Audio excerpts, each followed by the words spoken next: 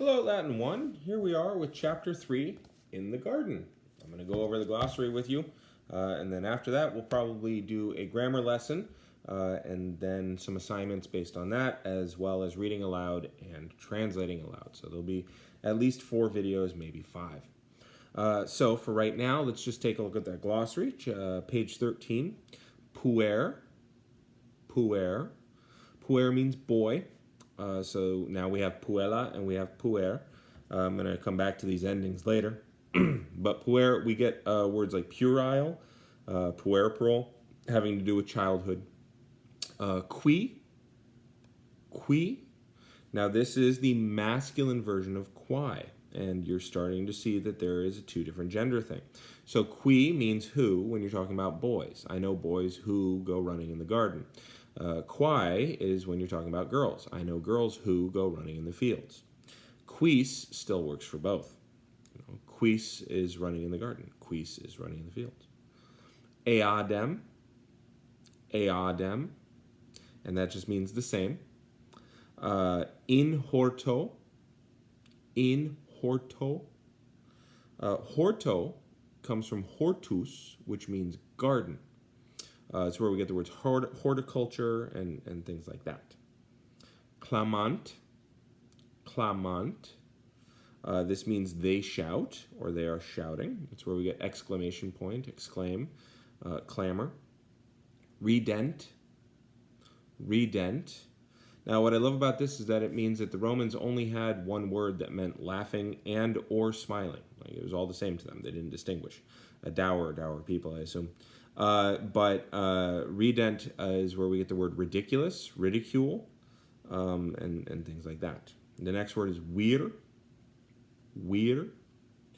And vir means man. I want you in parentheses to write down in your book that it means gentleman, and that it's actually not being used properly in this chapter, but we'll fix that in chapter 18. So vir. It's where you get virile, virility, anything having to do with manliness. The next word, servus. This does not mean servant. Servants are paid. Slaves are owned. Romans owned slaves. That was a thing. During different times in Rome, you had different kinds of values placed on what that meant, but essentially it was an integral part of their society. So if you ever think that the Romans were the good guys, they weren't. So servus means slave. It's where you get words like servile. You do get the word servant from it. It actually comes from an old Latin verb that means to save, because if you had someone dead to rights, your sword was at their neck, and you said, I'm going to let you live, now you're my slave, it means because you saved them, which, again, very Roman. Multi means many. This is masculine. This is, again, when we're talking about many boys, many gardens, many things that are masculine. We get multi, multiple, multiply, multi-purpose room, all those words from it. Next word is in vilis rusticis. Now, what you really see is villa rustica, but this is plural of villa rustica, the one with the macron over it. So in vilis rusticis means in the country houses and farms. The next one you see is laborant. And this means they work or they are working. It's where you get words like labor, laborious, and things like that. The next word you see is solus. Solus means alone. It's where you get solo, solitary, solitude, all of those words. The next word is iratus. And iratus is where you get irate, ire, irritate, and it means angry. Don't say it means he's irritated. It means he's actually angry. The next word, subito. Not subito. Subito.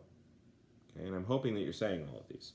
Subito means suddenly, and you actually see the word sub in there, and it means just under this instance. So suddenly, it suddenly came up. In piscinam.